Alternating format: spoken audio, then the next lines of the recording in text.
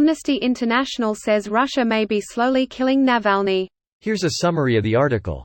3-minute read. Paris. Alexei Navalny, the prominent opponent of Russian President Vladimir Putin, is incarcerated in conditions that amount to torture and may slowly be killing him, human rights group Amnesty International said on Wednesday. Amnesty International said Navalny, who last year was poisoned with a military-grade nerve agent, was now being subjected to sleep deprivation and did not have access to a doctor he could trust in jail. Russia, the Russian authorities, may be placing him into a situation of a slow death and seeking to hide what is happening to him, Agnes Callamard, Amnesty International's Secretary-General, told Reuters ahead of the publication of the group's annual report.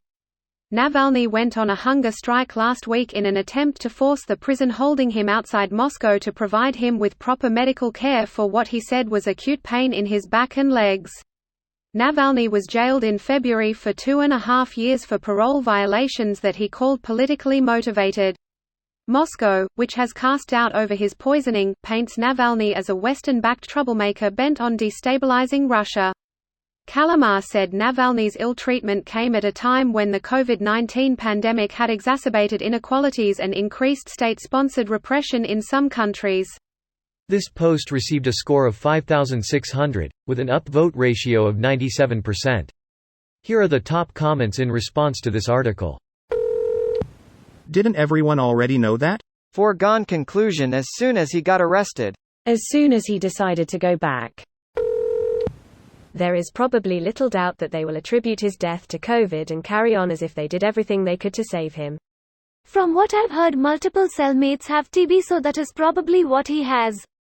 Usually can be cured, but certain strains can be very deadly. Who knows if they are actually going to treat him though?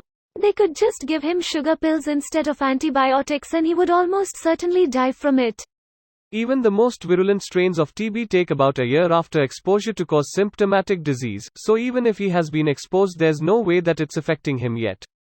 Also, 95% of people infected with TB never get any overt signs of disease.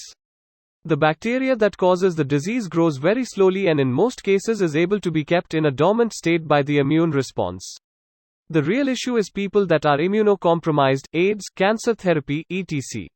He did get poisoned last year and is currently sleep deprived. I doubt his immune system is doing very well. Of course they are, we know it, he knows it, and the world knows it. Navalny, for all his faults, is, in the only way he can, with his body, loudly exposing Russia and valid exactly who they are, and that, most importantly, he is showing the Russian people. He believes his sacrifice is important, and at this place, at this juncture, I cannot dispute his logic. Valid will make him a martyr, and then we will see what impact that will have over time. Maybe he'll help people remember what's important to us. I mean, they wore him down, gave him COVID, and now they're hoping he dies of a natural cause to limit rioting. I hope people protest anyways. I mean, what happened to the protesting anyways? Feels like it was getting going and then any news of it just vanished? There are still protests going on, but they are smaller, occur once a week, and are less intrusive. Instead of massive protests blocking roads every day, they might do something like chanting in a courtyard once a week. His team is planning another large protest once a petition for his release reaches 500,000 signatures. Source: the Wikipedia article on the protests is very detailed and there's a lot I skimmed over. In other news, the sky is blue and Putin isn't a very nice man.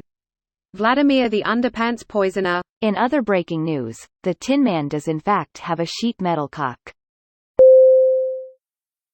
This video was automatically created by Reddit to speech.